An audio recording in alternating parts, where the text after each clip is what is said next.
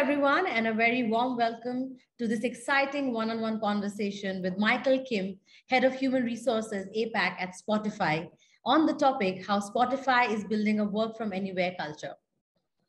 With organizations rapidly adopting the work from anywhere culture, it is imperative that organizations understand what is the best way to do it. Without question, the model offers notable benefits to companies and their employees. Organizations can reduce or eliminate real estate costs, hire and use talent globally while mitigating immigration issues, and research indicates perhaps enjoy productivity gains. Workers get geographic flexibility, that is, live where they prefer to, eliminate commutes, and report better work-life balance. However, concerns persist regarding how work from anywhere affects communication, including brainstorming and problem solving, knowledge sharing, socialization, camaraderie, and mentoring, performance evaluation and compensation, and also data security and regulation. In this conversation with Michael, we will better understand how leaders can capture the upside of work from anywhere while overcoming the challenges and avoiding negative outcomes, and also hear from him how Spotify is building a work culture from anywhere. Michael is a highly accomplished global human resources leader with over 19 years of experience in strategizing and implementing global talent initiatives that drive business results and improves both employee and company performance. He's a trusted business partner to C-level and executive management teams with an extensive record of executing high-impact global talent solutions. He currently serves as Spotify's head of HR for APAC, that includes Japan, India, Southeast Asia, South Korea, and Australia and New Zealand, where he is responsible for driving the overall people strategy of the region. His innovative design of Spotify's revamped parental leave program has received global recognition for taking the lead on leave for companies supporting families, establishing work-life balance, and driving inclusivity within the workplace. Michael has worked across a broad spectrum of industries, including technology, investment, banking and markets, media, and advertising. Welcome, Michael. Thank you so much for joining us for this conversation today. Thank you. It's great to be here, Yasmin. Absolutely. And we are looking forward to getting some great insights from you. So without any further ado, let's jump right into our discussion. Sure. So Michael, the world is now recovering from the impact of the COVID-19 pandemic, and so do businesses and workplaces. A fully fledged return to the physical workplace might be mandatory. Would a hybrid model be the best solution? What impact will these decisions have on your business outcomes and your employee experience? Yeah, so firstly, thank you for having me here. It's an honor to speak to everyone and be able to share our thoughts on this from a Spotify perspective. And on that note, we do hope and fingers crossed that the world is recovering from the impact of COVID and we're on the right trajectory forward. And it feels like we are, and that's why we're seeing more and more businesses opening up and more of this topic of going back to the physical workspace. I think to answer your question, are physical workspaces mandatory after the pandemic is over? I think the answer really is it depends on what industry you're in. But speaking on behalf of the industry Spotify is in, Spotify as a company, we believe that it 100% should not be mandated. We believe that we've learned from this pandemic when we were all forced to work remotely and hybrid like the rest of the world. And we took that data and those learnings, and it's proven that a hybrid model does work. I think we have a very special program because it meets the needs of all of our people, which I'll go into later on. But I think the world is changing very, very quickly between the world going through this pandemic together, between a new generational workforce coming in and the dominant generational workforce being millennials right now as well, but then focusing on Gen Z, I think we're dealing with a different workplace future. I think we're dealing with a world where, we are in the great resignation right now, where this is the employees market, not the employers market. So companies need to understand that they need to listen to their people, adapt to the needs of their people if they want to win the war for talent, retain their people, or attract top talent externally. And one thing we found throughout this pandemic and the data we've seen internally and externally is that people value flexibility. People value this notion of personal time and work time and being able to be autonomous and empower themselves to choose how they work, when they work, and where they work. And, I think the pandemic has also fast-tracked this topic of future of work and asynchronous work. We were talking about it at Spotify pre-pandemic, but we treated it like it was very much far in the future. This pandemic very much thrust us into the reality of it, and we took advantage of that experience and learned from it, and again, believe that this hybrid model does work. And we believe in it because it's been proven to work over the past 2.5 years.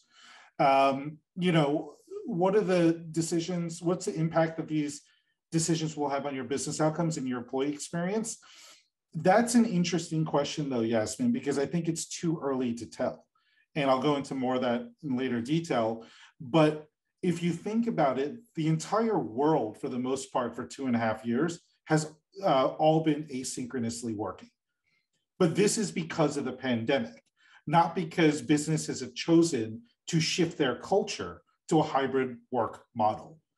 What we need to do, and I think what the learnings will come from and the impacts, both positive and negative, I think we'll learn and know a lot more of that when the pandemic is over. And we're not living under that variable of work from home, but instead testing the variable of work from anywhere, where we are truly living and working from anywhere and creating this rhythm of work, not because we're forced to, but because this is the future of our culture. And I think from there, we're going to learn a lot about what works, what doesn't work. And at Spotify, something we do really good of is we pivot, we adapt, we listen to that feedback, we tweak our programs, and we get better at it over time and time and time. But right now, with the cloud of COVID hanging over us, the base test line is a bit, it's not the right conditions to test it. We've seen a huge amount of impact and data around what the impact of work from home has been for our people during COVID, but we don't believe that those same findings will come post-COVID, because you're removing the concept of living under a pandemic, living under the stress and anxiety of restrictions and border closures and not being able to see your family. These are all variables that dilute the true nature of what work from anywhere should be.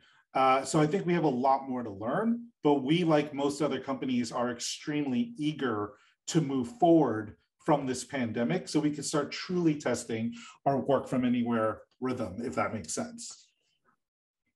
Thanks, Michael. I really like the perspective that you gave, specifically that what we're doing were things that we were forced to do based on what the pandemic threw at us suddenly, and organizations had to adapt, they had to show resilience and change a lot of things. But going forward, overnight, by the way, too. Overnight, exactly, yeah. With no playbook in hand. No playbook. So it's been a crazy couple of years, yeah, but sorry, yeah. Yeah, exactly. So and when you said that while the playbook was being rewritten in these 2 years, the true test of any organization would be when everything is over and done with. What do you go forward after that with? How do you create a culture post the pandemic for your organization? And, obviously based on the learnings of the past 2 years and also from learnings from prior to the pandemic, that's going to set the tone for organizations going forward. So very interesting point, Michael. Thanks for sharing that. Yeah. So you did talk a bit about Spotify's vision of building a culture of work from anywhere. So how can you keep everyone in the flow of work connected and engaged to do their jobs effectively in such a culture, Michael? Yeah. So this is something we've been testing and working on, again, like most other companies, for the past 2.5 years. And I think the simplest answers are around, firstly, leveraging technology to fill those gaps of disconnectedness, right? Leveraging Zoom or Google Hangouts like we've never done before, but really using technology to connect and create that bridge of communication. The next philosophy we've used throughout the pandemic is this notion of over-communication, right? We believe that people will do their very best at Spotify if they stay connected, they're passionate, and they understand what our purpose is. And it's very easy to lose that when you're sitting in a home office with none of your peers or coworkers around. So what we've done is we've taken the opposite approach of Unfortunately, there's a negative side effect to this too. And I think a lot of companies go through this, but we start over communicating. But what does that mean? That means more meetings. That means more Zoom calls, more forced opportunities to connect with each other, because you lose that water cooler talk. You lose that ability to walk from table to table, desk to desk, and just connect with people.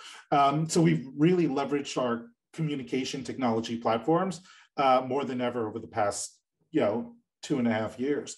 But again, at Spotify, we've always focused pre-pandemic, post-pandemic on how do we continue to build the culture we want? How do we continue to cultivate and groom the culture that we want at Spotify? And we lean back on kind of our values and our strategy around managers being managers, leaders being world-class leaders. I think the one twist that we added, which I was very proud of throughout the pandemic, was adding empathy and vulnerability as a leadership skill, right? Something that managers were not very familiar with because they didn't have to flex that muscle as much as they did during the pandemic. And I think with that focus on continuing to develop and groom world-class managers is another way that we've taken to connect and keep our people connected and continue to drive our culture. One-on-ones, having one-on-ones, checking in on people, not only on work-related items, but to be mindful to take the time and stop and ask your people, how are you doing? How is your family doing? And really connect through effective one-on-ones, roundtables, but again, getting people together. I think something else that helps flow and connect everyone and keep everyone engaged is increasing your culture of transparency. Again, hearing from our CEO, hearing from our executive team, understanding and being very clear on what our mission and goals are. Reminding everyone, why are we working at Spotify? Why did we take this offer to come join Spotify? What is my purpose here, right? We have to do that and remind people that through a culture of transparency, showing them everything and anything in terms of the projects that we're working on, the initiatives we're working on, to keep on reminding them of what our purpose here, what is our mission, right? And lastly, I think, moving forward post-pandemic, it's really about finding that right balance between working from home and human connection. Yes. The number one piece of feedback we heard during our people during the pandemic around working from home and the troubles and issues with working from home was they miss that human connection. We're not talking about work here. We're not talking about coming in and going into meetings together to be productive. We're talking about getting into an office together to see friends, peers, colleagues, talk about the weekend, talk about their families, talk about projects that they're working on, but do it in a human, connective, organic way where people feel like they're part of something again. We have to find that right balance, right? And I think our WFA program is, so awesome because it allows us to actually have a balance. Whereas a lot of other programs that are working at asynchronous work models, and you mentioned it earlier, Yasmin, one of the main reasons companies do this is to save costs. Real estate cost is extremely expensive, right? We're very lucky enough that we get to have both. We get to have the option of bringing our people into the office if they choose to, or work from home if they choose to. So it's us asking them and the people, what do you want to do, versus the companies telling them, this is our new way forward. We're going to mandate you to come in or work from home. Yeah. So giving that choice allows us to have that balance. And I think the exciting conversations I'm having right now with leaders is around how do we start flexing that muscle again? How do we start getting people out of COVID work from home mentality back into the offices, right? And how do we make them, adjust their rhythm to find this new balance as COVID continues to decline and our office continues to open. So it's going to be an interesting couple of next months. We'll find and we're excited to see what that data and experience shows us. Great points, Michael. I think I totally agree. I think if organizations can focus on what matters most to them, which is their people, and become, and have that human touch, be it in communicating, be it in being transparent with them, taking care of them, creating work-life balance for them, and having leaders imbibe those qualities. And that's how it cascades down to the entire organization. I think these are very important. And then it doesn't matter where you're working from. The physical space does not matter anymore, because your culture is so strong, so transparent, and so beautifully, it covers the whole connection of human beings so beautifully. I think that's the way forward to be. So thanks for sharing that, Michael. Michael, any challenge, any learnings that you can share with us when it comes to creating a culture for WFA, or any challenges that you saw while through this journey? Yeah, I mean, again, like I said, Yasmin, our WFA journey is still early because we've been working in this model under the COVID umbrella. But what we've learned working asynchronously through COVID is that there's a lot of bad things that happen if you're fully working from home and only working from home. And when we checked in with our people, we've never seen such levels of disconnect, lack of sense of belonging, isolation, stress and anxiety has gone through the roof. The boundaries between home life and work life have been completely blurred, which increases stress and anxiety. So what we've learned, I think the most important thing that we've learned is everybody is different. Yeah. Right. And this is really kind of the basis around our WFA program, is that some people thrive working from home. They love it. They want to do it forever. Right. And others cannot work from home a day longer. They need to come back into the office for whatever reason. I'm thinking specifically of populations like new parents, right, who have struggled immensely during the work from home period, especially in countries where most countries have had homeschooling regulated for them as schools closed. So we have different groups of people who are in different stages of life, who have different personalities and have different preferences. And I think what we've learned from there is giving that option to the people to understand, hey, you know yourself best. You figure it out and you tell us what your best, most comfortable way of working is that makes you most productive and happy at Spotify, and we'll give that to you, and that's our WFA program. But something else we did learn, regardless if you love working from home or coming into the office every day, going back to the last question, there needs to be that balance, right?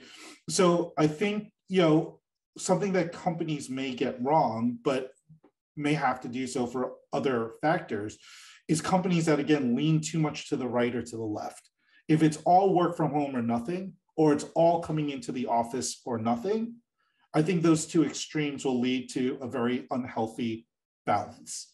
I think you need to find that right balance where you can work from home majority of the time, but you still have the option when you need to go into the office and see your peers. Right? Or those people who come into the office all the time still have that option to say, you know what, I have a long day of just emails and meetings. I'm just going to take this day to work from home. And you have that flexibility regardless of what style you are. And you have the autonomy to do that, because at Spotify, we trust our employees that they know how to work best, and we give them that empowerment to do so. So I think companies that, and I'm reading a lot more about this, companies that are mandating their employees to come back into the office, I think those are the companies that are going to see increased attrition. I think those are the companies that are being referred to when you hear about the Great Resignation, where we see this as a great attraction, because what we hope is that, top talent from those companies that see this as happening and doesn't fit with them, look out for companies like Spotify's and others that would be a much better home for them. So, again, our work from anywhere program is not only meant for the interest of our people, but also leveraging it as an attraction tool has been something that we've considered as well. Absolutely. I think flexibility has been the key word for in this war for talent, and you spoke about it earlier. Absolutely. Also, when your organizations are fighting to keep their employees with themselves or hire the best talent, they have to offer that flexibility and hyper personalization, as one size does not fit all when it comes to your employees. So Yeah. great point. I think Spotify is doing a great job, as you said, and you started on this journey pretty early, so people can learn from you here as to how being more flexible with your employees, how giving them the option to choose how and where they want to work from. It sets the tone for them again for becoming an employer of choice for anybody. So We hope so. Yeah, absolutely. Also, Michael, how can we leverage tech to address the synchronous and asynchronous ways of working in this hybrid work model? How are you doing it at Spotify? Yeah, I think, again, we're leveraging technology as a means, I think, to over communicate to our people, to keep them connected, to keep driving our culture in the right way. When I think about tech that I've never used before, like I have during the pandemic, are platforms like Zoom, Google Hangout, specifically around breakout rooms and the functionality that you have there. There's a tool we use called Mentimeter as well, which is leveraged as a really engaging, on the spot answering questions and surveys and putting in comments. We use that to gather feedback in a confidential way, but share it transparently in large group team meetings that are virtual, right? So Mentimeter was a great tech tool that we brought in to increase engagement there. We leverage Workplace as our communication platform for Daniel, our CEO, and our executive team to continuously post updates, their thoughts, strategy, any important news. And we use Workplace like people use Facebook to connect with each other within Spotify. So that's been a super important tool. And when I think about tech, we're also within the HR world, we've taken data analytics to a whole nother level. We've taken data analytics from that boring spreadsheet into this fun, interactive, digestible disco setup where all managers and people have access to this data because they're working remotely. And again, going back to that culture of transparency, to give that data to our people so they could do a better job working from home, working by themselves, but deliver that data to them in a way that's easy to use, easy to understand, easy to analyze, and sits within our culture. So data analytics is something else I think that we've definitely upped the game on because we had to, because everyone's working from home, right? So, I think technology has been a huge gap filler for us. Yes, indeed. A huge enabler. I think if organizations could move overnight to any form of remote working, it was only because technology was the enabler. Absolutely. Yeah. So thanks. And yes, as you said, data really, really important again, helps you understand people better, make better decisions for them, understand what's working, what's not. So that's going to be the future totally. Also, now moving on to a final question quickly, Michael, some areas that you can tell us that you're focusing on while making work from anywhere a culture rather than just a flexibility, and which is seen as a benefit or ways of retention. So if you could just tell us briefly some final focus areas for you.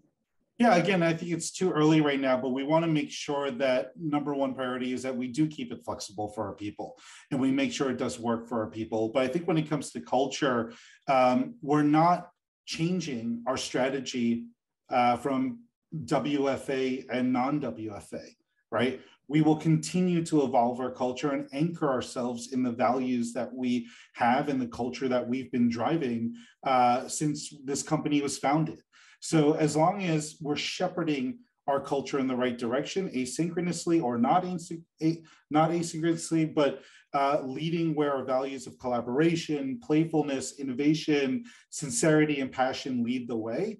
It doesn't matter, like you said, Yasmin, a physical office space does not define your company culture. It's that human connection. It's the way we treat each other. It's the way we work together.